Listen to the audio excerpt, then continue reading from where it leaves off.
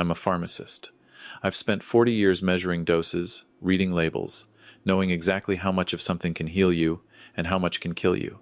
I learned early that precision matters. 1 milligram too much, one contraindication overlooked, and lives change forever. That skill served me well in my career. Built a chain of independent pharmacies across Ontario, 3 locations that became fixtures in their communities. People trusted me with their health, their secrets whispered across the counter, their fears about diagnoses and side effects. But I never thought I'd need to apply that same precision to my family. Never thought I'd have to measure out exactly how much I could tolerate before the dose became toxic. My name is Robert Chen. I'm 62 years old, and this is the story of how I learned that sometimes cutting off the poison is the only way to survive. I met Catherine when I was 28, fresh out of pharmacy school, working 16-hour days to pay off student loans. She was a nurse at the hospital where I did rotations, beautiful, competent, kind to patients. We married within a year. Our daughter Jessica came 2 years later, followed by our son Tyler 3 years after that. For 33 years, I thought we had built something solid. A nice home in Oakville. The pharmacy's doing well enough that Catherine could retire early. Jessica married Aaron, a real estate agent who always wore suits that cost more than my monthly mortgage payment. Tyler was finishing his MBA at Western, or so I thought. I gave them everything. Paid for both weddings, the down payment on Jessica and Aaron's house in Mississauga, Tyler's tuition and living expenses. When Aaron wanted to start his own real estate firm, I co-signed the loan for $200,000. When Jessica wanted to become a wellness influencer, I bought her the equipment, paid for the courses, supported her while she built her following. Catherine encouraged all of it. They're our children, Robert. This is what parents do. You make good money. What else are we saving it for? I should have seen the signs earlier. The way Jessica would call only when she needed something. The way Aaron's business never quite took off, but he always had a new Rolex. The way Tyler kept extending his degree, adding certificates and programs, always one more semester away from graduation. But I was busy. The pharmacies demanded attention. Regulatory changes, staffing issues, the constant pressure from big chains trying to squeeze out independence. I worked 6 days a week, often staying late to do inventory or counsel patients who needed extra time. And then came the cruise. Jessica announced it in our family group chat. Aaron and I are renewing our vows. 5-year anniversary. We're doing a Caribbean cruise, 2 weeks, and we want everyone there. It's going to be amazing. Catherine was immediately enthusiastic. Oh, honey, that's wonderful. When? March 15th. I know it's only 2 months away, but we found this incredible deal. The whole family, all expenses paid. I texted back. That's generous of you both. Let me check the pharmacy schedule. Jessica's response came fast. Dad, we're not paying. Obviously you are. It's like $20,000 for everyone, but you can afford it. I stared at my phone. $20,000 for a cruise I hadn't agreed to, on dates I hadn't cleared, presented as if my payment was assumed. I called Jessica. Sweetheart, that's a lot of money on short notice, and I can't leave the pharmacies for 2 weeks in March. That's flu season. We're swamped. Dad, her voice had that edge I'd heard more often lately. Aaron and I are renewing our vows. This is important to us. You're always using work as an excuse. Just hire more staff. It's not that simple. You know what? Forget it. I'll tell Mom you don't think our marriage is worth celebrating. She hung up. Catherine brought it up that night. Robert, you have to go. Jessica is so hurt. She's hurt that I won't immediately spend $20,000 on a cruise I didn't plan for? Don't be dramatic. You spend more than that on pharmacy equipment all the time. This is family. Over the next week, the pressure increased. Tyler called, disappointed I was ditching his sister. Aaron sent a long text about how families should support each other's milestones. Jessica posted on Instagram about how some people value money over relationships. I caved. I always did. Booked the cruise, paid the deposit, cleared my schedule. That was January. In February, Tyler called with an emergency. His roommate had bailed. He needed $6,000 for rent, or he'd be evicted. I sent the money. 2 weeks later, he needed another $3,000 for a required course. I sent that too. Jessica wanted a new camera for her influencer work. $4,000. Dad, this is an investment. I'm so close to getting sponsored. Aaron's real estate firm needed an influx of cash. Just $15,000. Robert, temporary. There's a big commission coming through next month. Catherine needed a new car. The Lexus is 5 years old, Robert. I deserve something nice. I felt like I was hemorrhaging money, but Catherine kept saying it was fine. You're doing well. The pharmacies are profitable. Stop being so cheap. Then came March 8th, 1 week before the cruise. I was at the main pharmacy, the Oakville location, doing a medication review for an elderly patient with multiple prescriptions. My chest felt tight, a pressure I'd been ignoring for days. Probably stress. I'd felt this before during busy seasons. But then my left arm went numb. The room tilted. I grabbed the counter, tried to call for my assistant, but the words wouldn't come out right. The last thing I remember was my assistant Maria's face, terrified, shouting for someone to call 911. I woke up in the ICU at Oakville Trafalgar Memorial. A doctor I didn't recognize was checking monitors. Mr. Chen, you've had a serious stroke. Ischemic, left hemisphere. We administered TPA, but you'll need to stay here for monitoring. Do you understand? I tried to nod. My right side wasn't responding properly. We've contacted your wife. She's on her way. Relief flooded through me. Catherine would come. She'd be here. The doctor left. I drifted in and out of consciousness. When I woke again, it was dark outside. A nurse was adjusting my IV. Where's my wife? My words were slurred but understandable. The nurse's expression shifted. Uncomfortable. Mr. Chen, she called. She said she'd come tomorrow. She was busy with something tonight. Tomorrow. I'd had a stroke. I was in the ICU, and she'd come tomorrow. My children? Your daughter said she'd try to visit this week. Your son? I don't think he called back. This week. Try to visit. I closed my eyes. The next day, Catherine did come, but only for an hour. She looked annoyed. Robert, why didn't you tell me you weren't feeling well? I stared at her. I'd mentioned the chest pain 3 times in the last month. She'd told me to take Tylenol. The cruise, she said. We're supposed to leave in 5 days. What are we going to do? I'm in the hospital, Catherine. I know, but you're stable now, right? The doctor said you're out of immediate danger. So we could still go. Maria can manage the pharmacy. You're always saying she's competent. I couldn't believe what I was hearing. I've had a stroke, and you're recovering. The cruise is non-refundable. Robert, $20,000. Jessica will be devastated if we cancel. This is her special day. I could have died, but you didn't. You're fine. You're talking and everything. She checked her phone. I have to go. Jessica and I are finalizing the cruise wardrobe. I'll come back tomorrow. She didn't come back tomorrow. Or the next day. On March 13th, 2 days before the cruise departure, I was moved to a regular room. My speech had improved, though my right hand still wasn't working properly. I'd need months of physical therapy. I called Catherine. She answered on the 4th ring. Music and voices loud in the background. Robert, hold on. It's so loud here. The noise muffled. Okay. What is it? I wanted to hear your voice. See how you are. We're at Jessica's, doing final packing for the cruise. It's chaos here. Everyone's so excited. The cruise is still happening? Of course it's still happening. We paid for it. Robert, you're being selfish. This isn't about you. This is Jessica's renewal of vows. I'm in the hospital. You're getting excellent care. You don't need me sitting there staring at you. Look, I have to go. Aaron just arrived with the luggage tags. I'll call you from the ship, okay? She hung up. I sat there, phone in my left hand, my right hand useless in my lap, and something fundamental shifted inside me. That night, Tyler video called. I could see he was already on the ship, Caribbean sunset behind him. Hey, Dad. Sorry about the stroke thing. But hey, you're tough. You'll be fine. Just wanted to say thanks for the cruise. This ship is incredible. Tyler, I'm still in the hospital. Yeah, Mom said. But you're stable, so that's good. Oh, hey, can you send me some spending money? The excursions aren't included, and there's this amazing diving thing in Cozumel.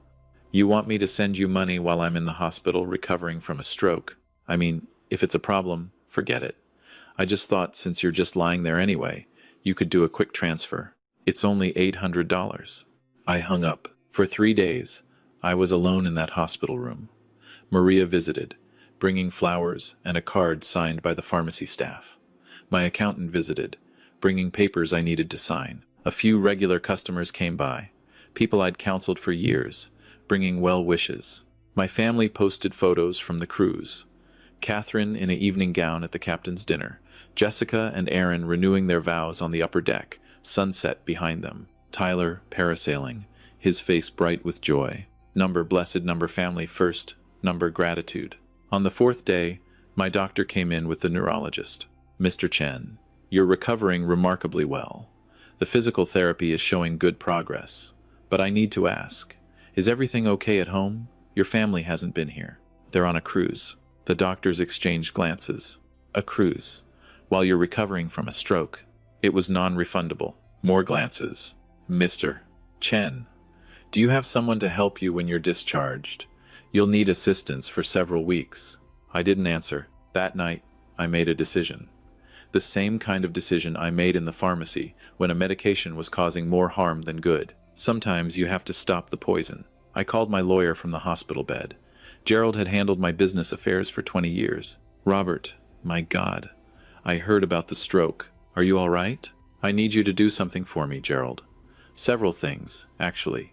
And I need them done quietly. Over the next week, while my family enjoyed their Caribbean cruise, I put my affairs in order. First, the financials. I had Gerald establish a new numbered company. All my assets, the pharmacies, my investment accounts, everything, transferred into it. My name remained on paper as the owner, but the access was locked down tight. Second, the credit cards. I called every company, reported the cards as potentially compromised, requested new numbers. The old cards? Canceled. Third, the investigation. I hired a forensic accountant and a private investigator. I need to know exactly where my money has gone for the last 5 years. Every transaction, every transfer, everything. The PI, a former police detective named Sarah, got back to me in 3 days. Mr. Chen, you're going to want to sit down for this. Aaron's real estate firm was a shell company. No actual business, no clients, no properties. The $200,000 loan I'd co-signed, he'd withdrawn it in cash over 6 months. The PI had photos of him at Casino Niagara, at poker rooms in downtown Toronto. Tyler hadn't been in school for 2 years. He dropped out of his MBA program but kept accepting tuition money. The $6,000 for rent? His apartment cost $1,800. The required course? Didn't exist. Jessica's influencer career? She had 4,000 followers, most of them bought bots. No sponsors, no income. The camera I'd bought her sold on Kijiji 2 weeks later. And Catherine, my wife of 33 years. She had a separate bank account I didn't know about. Over the last decade, she'd been diverting money from our joint account. Not huge amounts, enough that I'd never noticed. It had grown to nearly $300,000. But that wasn't the worst part. There's more, Sarah said. Your wife has been in contact with a divorce lawyer for 6 months. She was planning to file after the cruise. There are emails discussing asset division, claiming you were financially controlling and emotionally distant. I sat in that hospital room, discharge papers on the table, and I felt nothing. No anger, no sadness. Just a cold, clinical clarity. They thought I was the problem. They thought I was an ATM who occasionally got emotional about being used. I was a pharmacist. I knew exactly how to compound a cure. The family came home from the cruise on March 22nd. I'd been discharged 3 days earlier, gone to a recovery hotel instead of home. Private room, nursing staff on call, excellent physical therapy program. Catherine called when they landed. Robert, we're back. Are you still in the hospital? No, I'm discharged. Oh, good. We'll come pick you up. Where are you? I'm fine where I am. Catherine, we need to talk. Of course, we'll talk when we get you home. I have so much to tell you about the cruise. Jessica's vow renewal was beautiful. You would have loved it. I want a divorce. Silence. What? I want a divorce. I've had my lawyer draw up the papers. You'll be served tomorrow. Robert, you're not thinking clearly. The stroke affected your brain. My brain is fine. The neurologist confirmed it. I'm thinking more clearly than I have in years. You can't be serious. Because we went on a cruise? You said we could go. I said you could go. You chose a vacation over your husband's stroke. That told me everything I needed to know. You're being ridiculous. I'm coming to get you right now. Which hospital? I'm not at a hospital. And you're not coming to get me. Check your credit cards, Catherine. I hung up. Within an hour, my phone exploded. Texts, calls, voicemails. From Catherine. The cards aren't working. There must be a mistake. Call the bank. From Jessica. Dad. My card was declined at the grocery store. This is so embarrassing. Fix it, please. From Aaron. Robert, there seems to be an issue with the line of credit. Can you call me? From Tyler.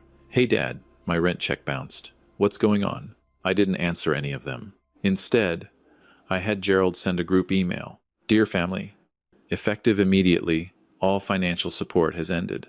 Credit cards have been canceled. Access to joint accounts has been revoked. The line of credit has been closed. This is not a punishment. This is a boundary. I had a stroke on March 8th. I spent 9 days in the hospital. During that time, Catherine visited once for an hour. Jessica and Tyler did not visit at all. You all chose to go on a cruise instead. That choice showed me clearly where I rank in your priorities. Below a vacation, below a party, below Instagram photos.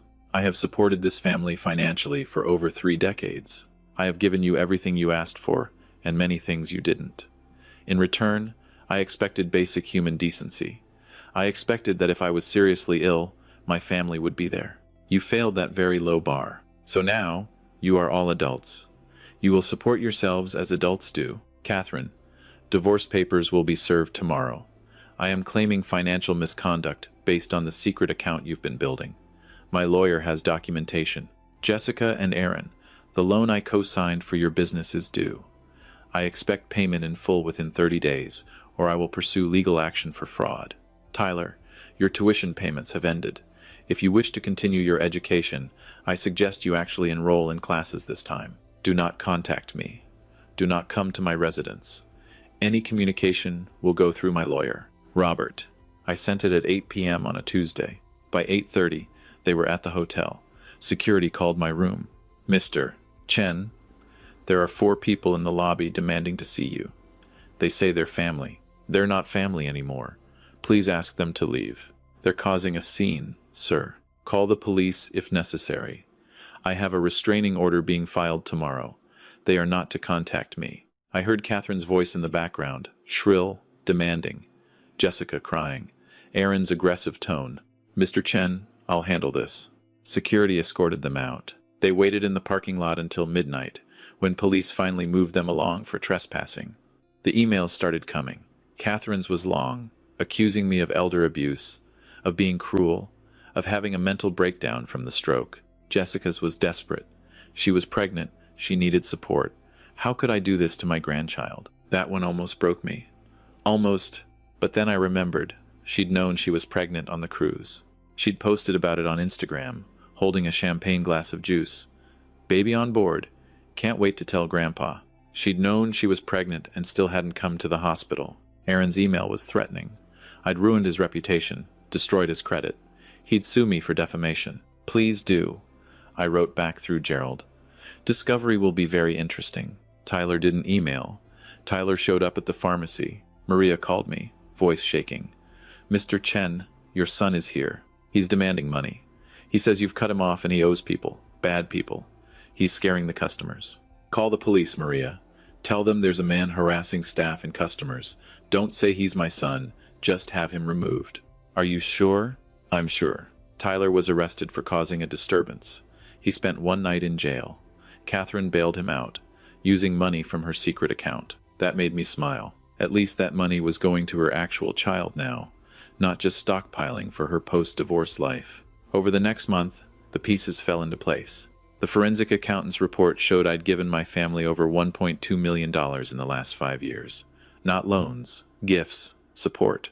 Money I'd worked 60-hour weeks to earn, spent on people who couldn't be bothered to visit me in the hospital. The divorce proceedings were ugly. Catherine's lawyer tried to paint me as controlling, abusive, mentally unstable from the stroke. My lawyer presented the evidence. Her secret account, her pre-planned divorce, her choice to abandon her husband during a medical emergency. The judge was a woman in her 60s.